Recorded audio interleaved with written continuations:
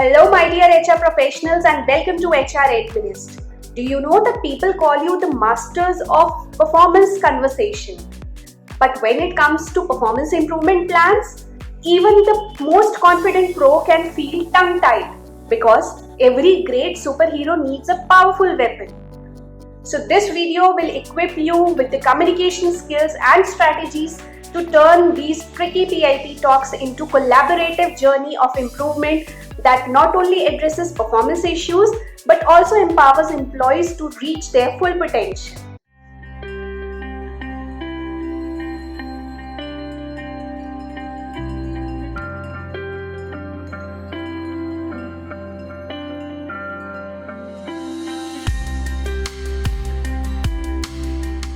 Let us first understand what is the HR's role in PIP.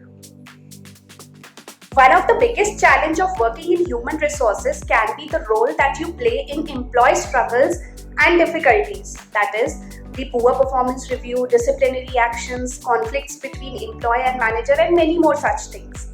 And HR plays a crucial role throughout the PIP process from creation to communication and beyond.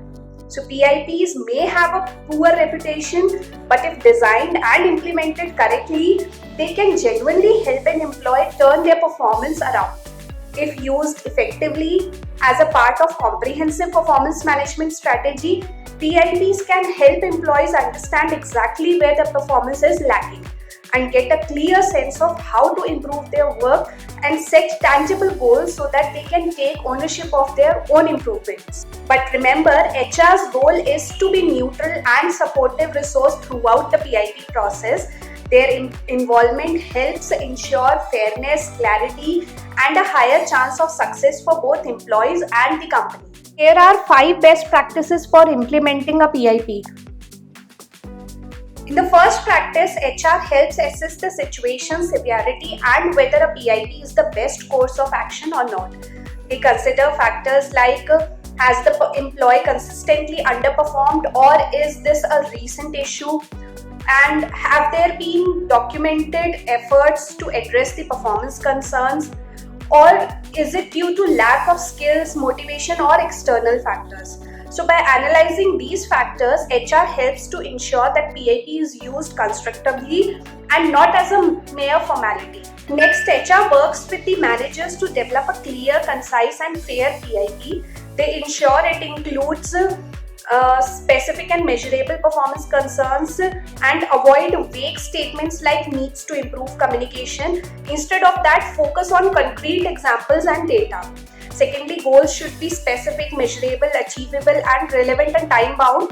This provides a roadmap for improvement. Then outline specific action the employee can take to achieve each goal. Resources and support should also be identified. And lastly, to determine how progress will be tracked and communicated, including regular meetings and progress reports.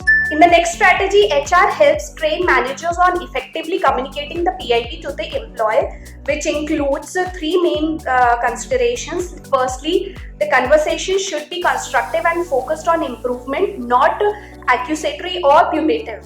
Secondly, managers should encourage open communication and address the employee's concerns. And lastly, to ensure the employee understands the PIP purpose, goals, and consequences. Next, HR also provides ongoing support to both managers and the employee throughout the PIP process.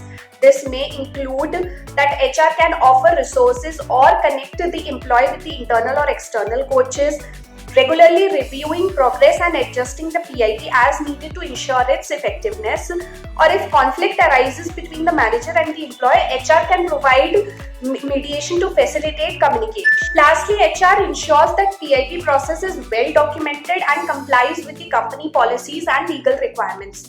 This includes maintaining accurate records of all PIP related communication and progress, and ensuring the PIP is consistent with anti-discrimination laws and company policies.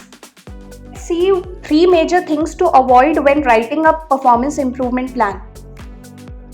There are 3 major things to avoid while writing a performance improvement plan. First is the ambiguous targets, because If an employee doesn't know how or when they are supposed to meet their goals, that's when a PIP can become a major demotivator for that employee. Second is biasness, because when creating and implementing a PIP for their direct reports within their teams, leaders need to avoid biases like whatever an employee does is viewed as negative, or the manager only evaluates employees positively if their personality and work approach is similar to that of the manager. And third is the unrealistic time frames, because setting an unrealistic time frame for attaining specific goal can be demotivating. It also sets your employees up for failure. Think of ways you can make their goals attainable in a reasonable stretch of time. Now, the most important part for an HR professional, that is how to approach a PIP with an employee. Implementing a PIP can be a touchy situation because the employee is likely to feel embarrassed that things have gotten to this point and could be emotional or defensive. So the first tip is that the employee may feel overwhelmed. So the idea that someone has their best interest at heart during a tough time can help. Secondly, let them explain where they think things went wrong and see if they have a different perspective on what the expectations were, whether they were lacking in resources or any other thing. It's possible the employee has different interpretation of how or why things went wrong, and it's important to get both the sides. Next, let the employee know what he or she is doing well instead of hitting the negative over and over. Another tip is to provide clear examples of problematic behavior as well as the next steps needed to correct the issue. Also, be clear about the impact of his or her behavior or poor performance. In the next point, saying this is unacceptable or just be better without offering potential solution or next steps is unlikely to help the employees correct the issue. Give recommendations on how they can improve, because he or she must be already aware about the required improvement but may not be clear on how to approach it. Lastly, make sure that he or she feels supported throughout the process, because it's not enough to say, okay, here's the plan, do this.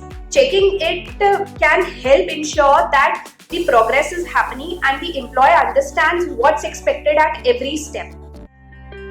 That's all in this video. I hope you enjoyed watching it and are clear with the role played by HR in PIP. I request you to please share your feedback in comment section and hit on that like button if you found this video helpful. Also, don't forget to click on subscribe button so that you get the regular access to such useful topics.